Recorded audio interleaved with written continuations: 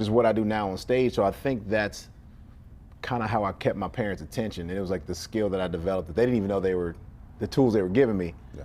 But it turned into, oh, I can tell a story. I can put it together, beginning, middle, end. And then when I got into this career, it was like I was naturally going towards stories. I was evoluting my career, really. So. Yeah, it's kind of amazing, man, because a lot of times as kids growing up, we blame our parents for everything. Yeah. You're not doing this, you're not doing that. And Right. we get older, and we're like, wait, did they know this whole time that they were teaching me this and all these things that we hated? I guarantee my parents didn't know. There's no way my parents knew. They'd be like, we getting him ready for Hollywood. there's no way. Because, like, I mean, they tried, they did the whole, like, karate thing. And then swimming lessons, Yeah. and then piano, and then golf, and it was like, but they weren't into it. So I kind of wasn't into it. And it was kind of like busy work instead of, so it was like, I think if they had had more of a attachment to it, Yeah. then I probably would have too, because now I'm like, man, if I could play the piano and speak Spanish, Right. Right. man, I'd be unstoppable. Killing it. I'd be unstoppable. But it's just not something that they were into, so I think now it's like, we used to watch TV together, a lot of sitcoms and stuff like that. Yeah. And then I used to tell me stories, and now I'm a storytelling comedian that does a lot of sitcom work. So like that's kind of, I think, what bled into all of it. And Journey's a little, doesn't promote what I'm doing now, but I think all the pieces were there. Yeah. And it kind of, made a melting pot of skill sets, and this is what kind of. Yeah, as we know, everything's connected. And it's funny because we're always fighting our programming, and we're always going to rely on that or fall back on that, the things that our parents or whatever was in our environment that influenced us. But how hard, you go from making good money, man, I was making good money, to stand up to where you're making no peanuts. money. No, right? no. So how I think I just started making money doing stand up like 18 months ago. I've been doing this 12 years. 12 years. I think I just broke even. What? that's I might take some money to summer. Wait, but so having that happen and having those moments of no money and struggling, because I know how that industry works. Yeah. Like you're going on the road, you're doing all these shows, and you're not breaking even. You're in the hole a lot. You're paying to be on stage. Yeah. You're renting time, right? And so how did you stay with it? I mean, did you have money saved up from your first career, or did you just kind of just wing it and have no money out here? I think I still got money saved up from before. Because when I grew up broke, I ain't trying to go back. Right. I actually had one of those moments. Like, I think we all have that, and you hear a lot of celebrities talk, or people who have money talk about their first time they got a lump sum and you don't know how to work with money. Yeah. And then you think you're always gonna have it, so then you have a crazy summer. Cause I had a crazy summer like 06 or something. Yeah. Where I just blew like 20. I had never had 20 grand and just blow. And it wasn't like my bank account was sitting at a place where I couldn't realize 20 grand was gone. It was definitely like, I looked up in like mid-August like, damn, I was kicking it. Right. But also that taught me at like 22, 23, I got nothing to show for it. Yeah. And it was just maybe some photos, maybe like some memories with my friends, but also I got nothing that, I didn't invest in myself. I was just investing in a good time. Yeah. Which you get that receipt. Now all you got is a lower bank account and that, oh man, I spent 4 G's this night? Right. It's funny you talk about that. I had a similar story too when I was a rookie in New York, where you come into this situation where you get all this crazy money as a rookie. I mean, I had a big bonus for a fourth round guy. So I remember spending the summers in New York and starting to party and do the whole deal and enjoying life. Yeah. At the end of that first year, I was back at zero. I was like, wait. I was like, this can't be happening. Roll it back. Like, roll it back. Yeah. Can I get a rewind on that? And so it ended up at zero, and I was like, what am I going to, like, what if I got hurt that year and then didn't get a chance to go back? So having that mentality of leaving a situation like college where we had no money to getting this big money and going You don't know out what to do. fun. What do you do? And nobody tells you how to. There's no pamphlet for it. I remember, I think I told you this, but like after I had done, I think my first sitcom when I got to LA, so I had to deal with NBC right off. So like I was doing this competition which is now called Stand Up NBC. I did it 4 times from 08 to 11, and 11 is when I finally like cracked the mold. Like I figured out the formula of like, oh, I know what they're looking for. Yeah. And I cracked it perfectly. And with dudes I was like fans of already. I'm on the showcase with dudes I'm fans of. And then I ended up winning this whole thing, and I don't think I was supposed to. Like I threw like it was like, dude, you can't keep down. And they were like, man, he's not supposed to win this. You were favored, brother. And yeah, I was fake. It was such a blessing. I was like, all right, how do I go from here? And then I get on my first sitcom, which was Whitney. Yeah. Which, you know, at that point, you don't know. Like, I haven't been in Hollywood that long. I feel like I robbed some people who've been here. You know, it's like that, maybe not so much survivor's remorse, but it was like, it was a promotional remorse. It was like, cause I see dudes, you know, you go to auditions now, you see dudes who you're fans of in the room, and you're like, oh, I'm definitely not getting this. Cause like, I've been watching you, man, you great, Man, you know? you're legit. And so then I get the call, like, I got it. So I make the most money I've ever made on my first season of TV, which I realize now is no money. Right. Because I look back at my contract, like, oh, they took full, I mean, best I've ever done, but also they saving a lot of money too. So then I go about a year without kind of really like booking a job. I think I booked a pilot, didn't go for Fox or ABC or something like that. And then I got offered to host this MTV show. And I get this show and they offer me, they're like, yo, you're gonna work for a week. You're gonna shoot all 10 episodes in a week. It's gonna be dope. And we're gonna pay you $150. And I was like, Yeah. huh? 5 days of work? You about to be $150. Yeah. Lock it up. Count Lock me it in. up. Count Lock me it in. up. Yeah. I lock it up. I can buy a new couch. I'm good. And at that point, I hadn't incorporated, but I'm still had already made the Whitney money, and so where I'm from, nobody tells you about you get to that certain tax bracket. Yeah. And then they take all They of get it. you back. They take all of They it. getting you back. I got my check, and I have no problem telling the story because people always like, I think people need to hear it, but also I get my check after commissions and taxes and all that and being in a different tax bracket. I get my check, and I swear to you, my check was like $19,600. And I flipped the check over. I was like, it must be more on the other side. There's no way. That 9 is in the wrong place. Because I remember the phone, I've seen emails where it says $150,000. Yeah. And then, what you talking about, 48 grand in taxes. And then another 50 in commission. And then to that agent or that manager. Lawyer, agent, manager. And so like it makes you go, okay, I learned a little bit on Whitney on how contract negotiation works and how I should have stepped in a little more. Now I learned, all right, I got to step up and talk to some people who know, but also I didn't grow up. Also, if somebody just forced me to take a business class in college, I'd have known. Right. Graduated on time, everything, never knew this was a transition, but now I can teach other people on how to do this. People call me all the time, like, what do I need to do now? I'm like, dude, go get your shit together. Yeah. And talk to somebody. Don't be ignorant. It's okay to be ignorant as long as you want to learn. You know, so if you be comfortable asking somebody, going, Sure. like, I don't know what I'm doing. I'm Right. losing a lot of money on this. So, but that's been a hell of a curve to like learn. And that was like year 2 in Hollywood. Yeah. Well, you've had an amazing story from corporate to where you are now. Yeah. And everybody, for the majority part, people only care about the end result. Nobody really cares about or talks about the process because that's where the fun and the journey is, right? So if there was, and there's a level of sacrifice, there was a sacrifice in risk that you make because you bet on yourself, right? What would you say was your biggest sacrifice? What was the hardest decision you feel like you had to make when? When it's time to take the leap, is sitting on the table. I mean, I read The Alchemist. Somebody put me on it, and it's one of them books that just like. I think everybody gets when you read The Alchemist and it works for you. Yeah. You never read it when somebody gives it to you. I mean, that's a story I've always heard of. Like somebody gives it to you, and with you could wait a few days. Right. I think I probably waited like 8 months. Yeah. It was sitting on my desk, and I was like,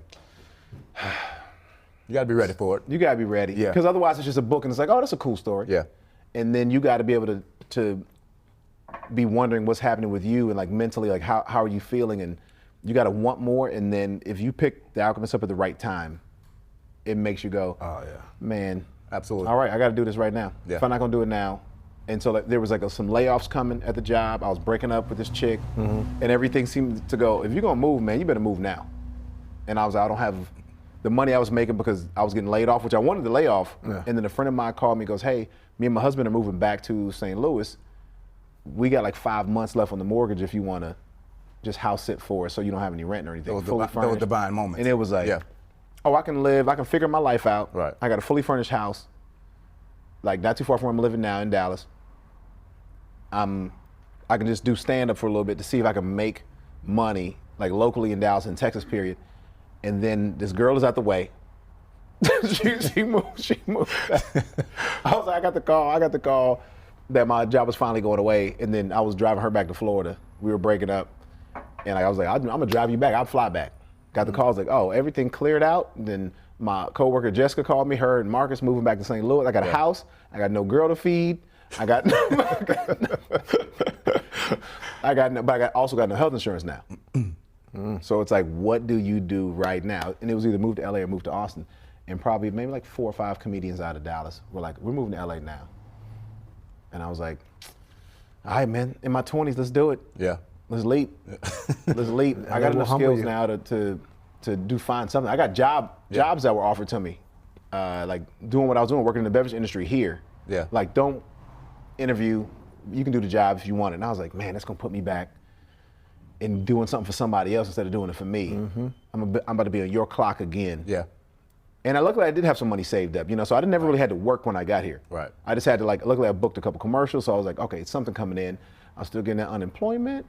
But everything worked at the right time of like, okay, just live, coast, and then try to book that job or get that job or be respected in somehow so people want to work with you. Yeah. And everything kind of came. That's a story you talk about. I've seen you talk about you being here. And everybody sees like the glitz and glamour of being out here in Hollywood, and you coming from Texas, Atlanta, the whole deal. Yeah. When your peers and your friends from back home see you take this leap, they think you have all this money now, and now you're doing successful. But let's talk about a little bit about your journey. You tell a story about sleeping on the couch. Sleeping on the air mattress for a little while. Yeah. Tell the fans about that situation. I mean, so when I got here, my boy Mark Agee and I, we moved from Dallas together. He's a comic. He's probably been in the game maybe 4 or 5 years longer than me. I've been in 12 years now because he's been in 17, 18 years. Yeah. And so we decided, all right, man, we're of a certain age. We can't make it from Dallas. Not like you can now with social media and the internet popping like it is. But we were like, all right, let's go to LA. And so we got a sublet for like just under $1,100, like super North Hollywood. And we decided, okay, no more beer drinking. We're not gonna have a microwave. We got to eat clean. We have to.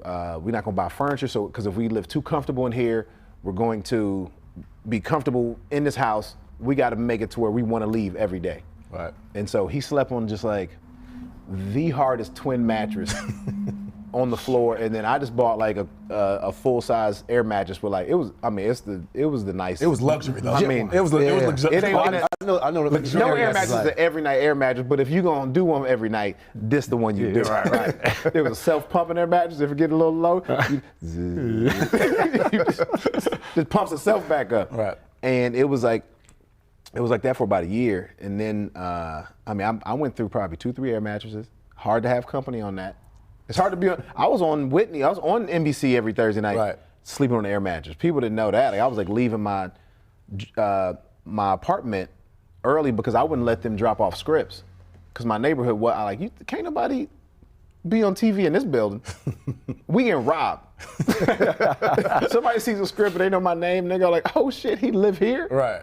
They gonna kick that door in. So I was like, I'd wake up my call time would be at 8:30. I'd wake up at 5:36, go to the set, take a nap, and then go learn my lines 2 hours before everybody got there, just so I could like keep up. Because I'm like, I'm not a professional yet. Yeah. So it was like, how do I keep up with these people who have been doing it and are trained? And I showed up 8-10 months ago in Hollywood, and I'm a regular on the show. Right. So I got to put in the work. But yeah, every night I'm going to sleep on an air mattress. At one point I had like a rollaway, it looked like a gurney. Like a hospital gurney. I'm sleeping on that LA. It would fold up. It was hands in your chest like it was time. Like you about to transition. People just put coins over my eyes. Right. But after a while, my boy Justin moved to LA, so I had the bigger room. So he slept in the corner. It was like one bed this way, one bed on this. So I'm 30 years old with another dude sleeping on the other wall. Yeah. At one point, it was 5 of us sleeping in a 2-bedroom, but it was like, I do not want to be here. I have to get out. Yeah. So I was going to auditions I didn't want to go to just to be out the house. Mm-hmm. And it was just that sacrifice of time and money, and I can't make it too comfortable because, you'll lay in the bed too long, you'll sit on the couch too long, you'll start having company. I'm single, I might try to, I can't invite a girl over with, either she better have a crib or she better love air mattresses. Right. Well, tell me you got an air mattress. I'm like, wait to see what I got waiting for you. But yeah, I mean, I guess it was just that I needed to pressure myself, and even now, like I don't live how I could be. Right. You know, I'm just like that. It makes me want to. Because you still respect it. Because what Yeah, you went through in the air match, it's that reminder of keep myself on. what I got. You got to keep yourself. But if y'all go, you know, we've been out before. Like if we want to do something, yo, it's not the problem. Yeah. I'm not going like, $80. I'm not feeling like that. But at the same time, I regulate what I do because you just never know when it's when that time is. But I got to stay positive, optimistic on the journey of it. Yeah, man. That's another important thing. You did the work, and doing the work and staying in the flow of it. Is why it came for you. Because what's before you won't miss you, right? And I have a funny moment because it's kind of like a full circle moment for me. Part of everybody got a story when they first come to LA. Part of my story to have money coming in, I was doing audience work. Okay. Just to learn. Learn production. Yeah. It's got me to where I am now. But it was funny because one of the first shows I did audience work on was Disjointed. Oh, word. It was funny because I'm sitting there, so watching Kathy Bates go through her thing. It was really interesting to watch her process to go through it. Yep. Pretty amazing because I didn't understand how sets work. Yep. And I always remember your little security guard standing there, always making funny cracks. I'm like, who is this dude? Out of everybody, I'm like, who is this dude? And now I'm sitting on the couch now, having this conversation with you, and you're pretty much leveling up. And that's even. I mean, I learned a lot from Kat. I mean, I learned a lot from. If you don't take advantage of who's, especially number one on the call sheet, especially if they're willing to give, then you are wasting time and you are not doing your due diligence on. I got free, even if you're not talking about it, if you're not watching them and you're not learning and acquiring their skill set, you are wasting time. I mean, Kathy was so nice to me, but also that role, I mean, there's so many good actors on that show. Mm. I mean, half of us are comedic actors who fumbled into this. Like we got the shot. And the other half were like trained, like they're learning comedy, they're learning like off the cuff comedy with us, and we're learning how to be actors from them. Right. And it's like, maybe it's a conversation we never had, but we're all taking those jewels from each other. And that was a different role for me. Because I'm not as silly as I was in other shows. And I think that's the biggest thing you're saying. We got a minute and a half left, but I think the things that you're talking about right now is making sure that you're in the right rooms and being around smart people and people that know more than you. Because when you're in those rooms, you tend to grow, you tend to want to blossom and try to chase your dreams more in those situations. Yeah. So I think that's the big thing. I think seeing you and seeing your journey and seeing where you've come just in the few years that we've actually hung out together has been miraculous, man. And just seeing you do your journey in your process and being along that process with you has been great for me. So man, I appreciate you doing what you're doing and thanks for coming on the show. But before we go, I got a game for you. Oh yeah. Oh sure. Got a little game for you. It's called this or that. All right. 30 second countdown. All right. You got to answer between two questions, rapid fire. You ready? Yep. All right, man. And I'm answering this or that. You got to pick either one. Yes. He in trouble. So we're gonna go. You ready? Mm-hmm. Number one, LaCroix or Pellegrino? Come on, gotta go back. Pellegrino. Coming to America or Life? Come to America. Coming to America. All right. Come to America. All right. Guided meditation or just meditation? You need somebody to talk to you, you just want to listen to it? Guided. Guided. That's a good one. Dragonfly Jones or Old Otis? Hey, this your black card. This your black card. This your black card. Oh, Otis. All right. Hey, all right. And the last one. This is a crazy one. But a better franchise, Scream or I Knew What You Did Last Summer? Scream. Scream, hands down. Hands down. Scream's a good one. I agree with you on that Summer ain't got no mask.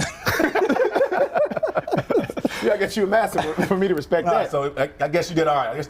I think I agree with most of them. Yeah, I'm gonna let you. Yeah. Yep. All right, cool.